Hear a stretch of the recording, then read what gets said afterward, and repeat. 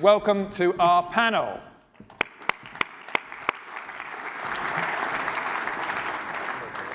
Hey, good to see you.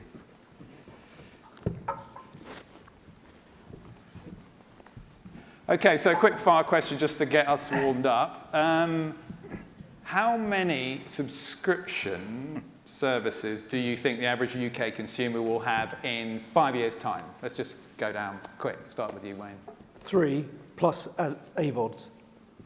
AVOD will rise. I think there will be about 8, and people will turn them on and off regularly. 8? Yes. And how will they turn them on and off? I think there will be a lot more intelligence in the network. So maybe if you don't use a subscription for a little while, it may automatically pause. I'd love to have that. I just keep all mine going and realize I'm not watching any shows.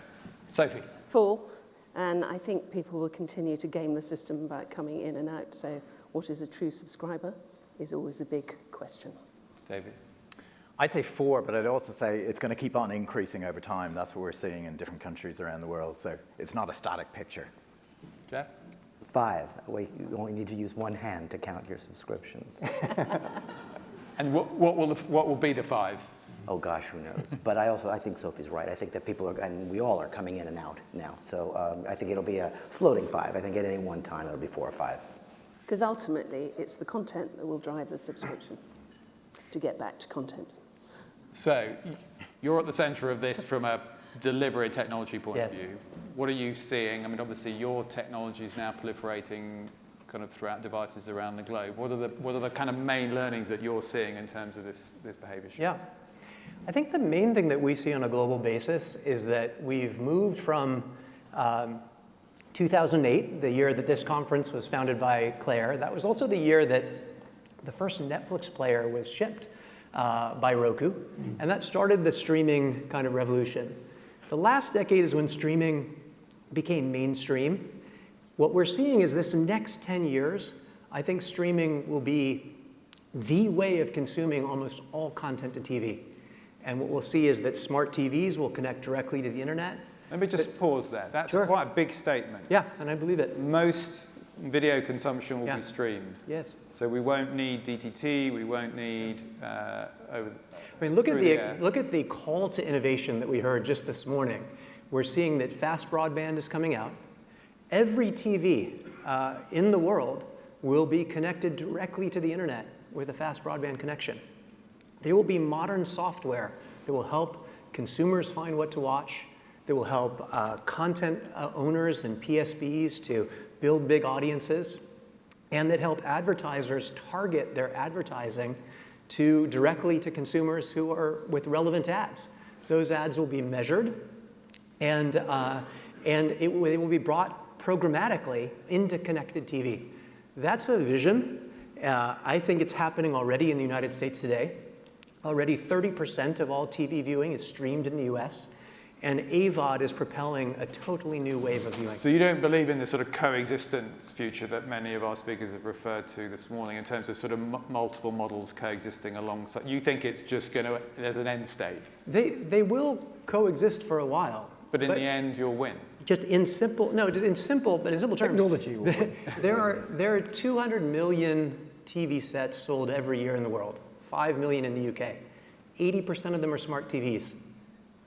Everyone will have every TV directly connected to the internet. And there will be great innovation. We will have Sky Qs and other things, but ultimately the distribution will be more efficient. And the modern software will be what helps determine what people watch. Great. So we've got players here, obviously, that provide content to these different technologies, as well as a mixture of channels. Wayne, let's start with you. First of all, is everything okay? I did read that there was an event. I did say to Claire yesterday, we've closed our building in London. But you're still here. She encouraged me to come to spread warmth and germs around, so I'd like to make that quite clear. No, we've got a great expression, an abundance of caution, which I think is a great expression. Good. So that's what we're doing at the moment. That's good. Yes, thank you for your concern. I'm glad I'm sitting right beside you. Yeah, you're going to get it. So in terms of your business, how it's shifting, You produce obviously shows for many of the different all the players around the world. So what's the balance in revenue net? Where is it at as of 2020? Well, I mean, if you take a company like Left Bank, which is now Britain's biggest drama company, our key revenues are all with the streaming services. And increasingly, when we develop a show, if it is particularly ambitious and the budgets are such, we kind of go to the streamers first. But we still want to make content for the public service broadcasters in the UK. That's really, really important. And one of the things I think is important in the debate we're having is, particularly in Britain, to protect public service broadcasting. That's really important because we retain our rights. And for me as a producer, one of the key things that makes Britain punch above its weight internationally is our ability to retain rights and the culture that creates. Sophie, you're, I think, coming towards the end of quite a big transition in the organisation you've been leading. Fingers crossed with the EC. I'm sure that'll all come to pass soon enough. So you're now part, in a sense, aggregation and scale has been obviously one of the things that's driven the transaction. Just talk us through how the last few months has gone and sort of the point you've got to with the new deal. Well, we're still competitors and still separate until the EC says otherwise. So we're very much BAU and just focused on running our business because, you know, how long is a piece of regulatory string? And we have a lot of shows to deliver. I think to echo Wayne's point of view, as most of you know, we operate on a global, local basis. And we do some shows for streamers and a lot of shows for local. And quite frankly, it's a better business model for us producing locally. I also think we're driven by the talent and our storytellers, and they choose what stories fire their imagination, and therefore it's up to us to try and match the buyer, the platform, the broadcaster, or whatever it is. So I think this kind of universality of storytelling is very, very important, particularly in the UK, where we have such an enormous history of literature. And everybody, I was listening up today, you know, everybody complaining about too much on. Nobody ever complains about too many books. So what is the It's a very good point. You know, peak TV, you know, the lovely John Landgraf crafted this phrase, but actually, surely choice is just marvellous. And, you know, from my old days at Sky, and it's fantastic to see Stephen announce all this new content, being the early instigator, trying to get Sky to do any original content, it's navigation. Where is the navigation? And that, for me, is that total marvellous marriage between content and tech. Yeah. And that's what we need to focus on. There's the navigation issue, but then as producers, there's the issue of wanting a mixed ecology of buyers. So if the technology Well, you're a producer too, so you should want that.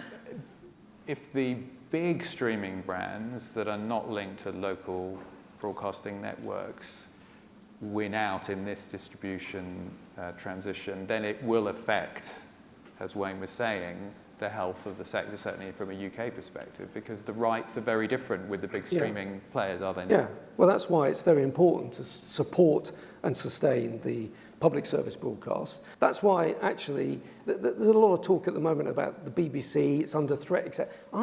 This is a great moment of opportunity for the BBC, actually, to put what is a compelling vision of public service broadcasting for the future, actually. And there is a consumer need in the UK, but also it helps us become a global soft power, and that's why it's so important. But do you buy the argument that the solution is towards the BBC mimicking a Netflix subscription model, which some people have said? Well, in some ways, we don't need to have that debate because at some stage, there may well be a different funding model for the BBC, but we shouldn't get hung up on that at the moment.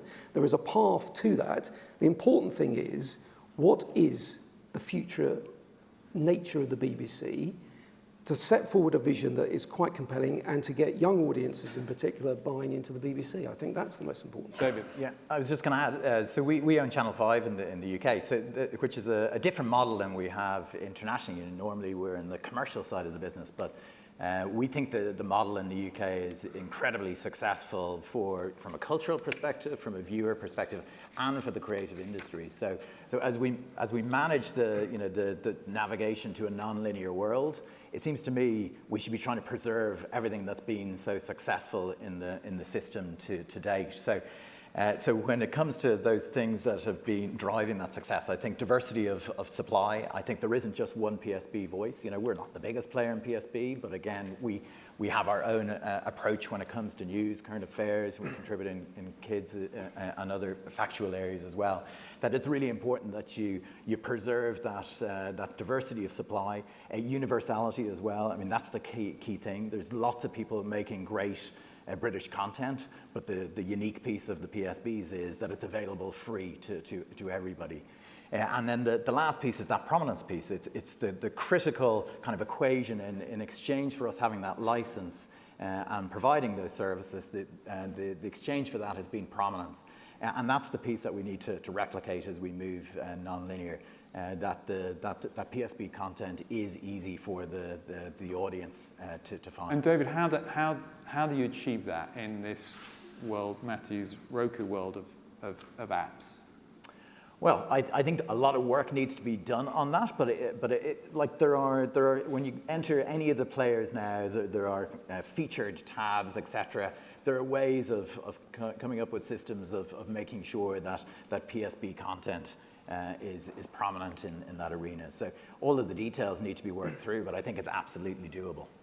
You've had success with your own AVOD service that you acquired. That's now growing quite rapidly. Could you talk a bit about that? Yeah, so to step back just a little bit, so Viacom has just merged with CBS, and in fact, we just announced our streaming strategy on our earnings call a couple of weeks ago. And in a similar way to our traditional TV, we want to operate in both pay and we want to operate in free. So we announced that we're launching a global subscription streaming service, and that will sit alongside Pluto, which is the free streaming service that we acquired 12 months ago. Pluto has been a massive success for us. It's growing very rapidly. When we bought it last year, it had, less than 12 months ago, 12 million monthly average users. It's now up to, at the end of last year, 22 million. So it grew in the space of 10 months, almost doubled. And it basically it's a platform. So while it features content from Viacom CBS, we actually have deals with 160 different content providers. So whether it's Endemol or Sony, we have content that's available from all of the big players. And the subscription alternative? That's a free service. And the subscription product is? So the subscriptions product that we're launching, first of all, it's both companies have been doing a lot in the subscription space. So CBS and Viacom actually have 11 million streaming subscribers already. So we're not coming from standing still. The new service will be a combination of the best content from the whole of Viacom CBS. It'll launch in the US this year. It is a global service. We do aim to do it at scale. I don't have any announcements on where we're going to go when today, but we're looking at all the markets to figure out what the launch pattern should be. Brilliant. And Jeff, you're about to launch yours. With Peacock? Yes, Yeah. indeed. Can you tell us a bit about that and the relationship with Sky? It was mentioned a little bit by Stephen earlier. Among the many things that are in flux, these would be two. So Peacock would be our Comcast and NBCU first step into the streaming world. It's a strong step, but it's still formulating. So there's a great deal of acquired content through our own companies and the beginnings of original content, which we're all still talking about right now. The Sky relationship is a very good friendship, not quite on the content side, not quite a family relationship yet. Certainly sports, news, distribution, channels, so much going on. In terms of the content, Sky Studios, very strong endeavor. We are working closely with them, but it's mostly, let the best content win. So Comcast model, obviously, historically has been about the big high-quality premium bundle with everything in with a reasonably high monthly rate. Now TV comes in at, again, a very different price point. presumably Peacock is an AVOD model, as I understand it, but Yes. with a subscription option. That's the plan. Again, I'm intrigued where the models lead you in terms of, I really understand the need for kind of getting in there and experimenting, but in a sense where this leads us in sort of 5 to 7 years' time in terms of protecting the premium that was in the marketplace that drove a lot of that content investment. Is it just a case of like, just get out there and just test these things and try them and see where that goes? But it must present challenges in terms of how content is windowed. Yep. And also how it's sort of, I suppose, prioritized between a kind of pay premium hold back versus free to air. I mean, it must be getting fiendishly complex to weigh all of this up. I think almost every major corporation is dealing with that right now, right? So Yeah. Comcast is, and I think getting Peacock out there is a matter of optionality. How silly would it be not to be in that space? But you're seeing, I was speaking with David earlier, so much of everyone's time in larger corporations right now is working inside the culture and figuring out how various cultures can come together. We're in what everyone now knows is a revolutionary time. I am a content guy, so I'm going to always fall back on when you make a great show, people are going to find it. By the way, not only if you make a great show, now if you make something strange and out of the ordinary. My 22-year-old daughter was walking me through TikTok last night. I don't exactly understand why a 15-year-old combing his hair gets 20 million views, but it does. And then we have more dangerous things like, has anybody seen the Skullbreaker Challenge? Probably the most busily viral thing in the world right now. Our kid's kicking another unsuspecting kid's feet so that he falls back and hits his head. Okay, at some point, is that where we're driving? There's the Crown on one side and there's Skullbreaker on the other. Our job is probably to try to move things closer to things like the Crown.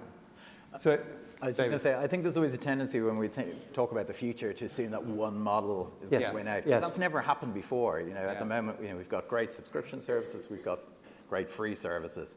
I expect in 5 years' time, 10 years' time, we're still going to have a combination of models. Combination. And that would be my desire, is that we believe in the power of innovation that can come. Roku distributes and works with everyone here on the panel. We work with all the PSBs. We've just launched our first smart TV with Freeview Play inside. And most of all, we want to be an innovation partner, both for PSBs going abroad. We work with BritBox today in the US, but also for innovating in AVOD. So one announcement that we're making is that the Roku channel, which is our free AVOD content aggregation service, will be launched in the UK shortly. Jeff, just going back to you as an American running a set of studios here in the UK in terms of the distinctiveness of what the UK creative industries can offer the US and the rest of the world, what sort of genres or areas do you think we're best at? It's more the narrative approach that I think is so fascinating. I made a choice to come here because I was such a devoted to UK programming. One of the lovely things in the world is the rest of the world has learned from the way the British have made shows. The new narrative structures that work in the streaming services are authored, fewer episodes, fewer seasons, a shorter critical mass, smaller critical mass of episodes to have something that's of value. Maybe driven a little bit less by the purely commercial, because 3 seasons of 8 episodes is probably never going to be worth as much as Law & Order SVU. But you know what? Not focusing on that as much. So what has worked so well for the PSBs mostly here is now become a model for shows like Mr. Robot and The Sinner and other shows that succeed in the US. When I hear that there's a global challenge to a BBC, I'll say as an American, I'm stunned. I wish we had PSBs in the US. It's great value for money. It's brand Britain. I find it to be one of the most important things about the culture. I can't imagine when I hear that it might be under some version of threat. It should be going the other way. And truly, the U.S. should be learning, and we really ought to have some version of broadly financed public service broadcasting. Wayne, is that your experience when you go and take shows back into the US? Absolutely. I think we have to understand how important that the public service is to what we do as a nation of producers. If we lost that ecology, we'd be in trouble. But at the same time, what the public service broadcasters have to do, and particularly the BBC, is innovate, and they've got to be a lot more progressive in their thinking, and they've got to be a lot more optimistic about the future. When I hear them, all the talk about, it's challenged, etc., that's the wrong way to approach it. This is a big opportunity, actually, to establish a new kind of public service broadcasting for the next 2 decades, and that is the challenge that we have to take. Sophie, there's some interesting things going on sort of this year with the launch of Quibi. It's kind of, this whole sort of space between sort of YouTube and premium. Are you supplying into that opportunity? Yep, Endemol shine with the first UK commission for Quibi. We have Idris doing mad things with block and cars and stuff like that. But I think I think the one thing I'd like to say just before we close is not to treat content as a commodity. Mm-hmm. It doesn't matter where it originates from in the world, and there's a lot of protect Britain, talk about the BBC, but actually we're in a global economy, and I think a great idea can come from anywhere, and I think our ability to be able to bring those ideas around the world and collect them is super important.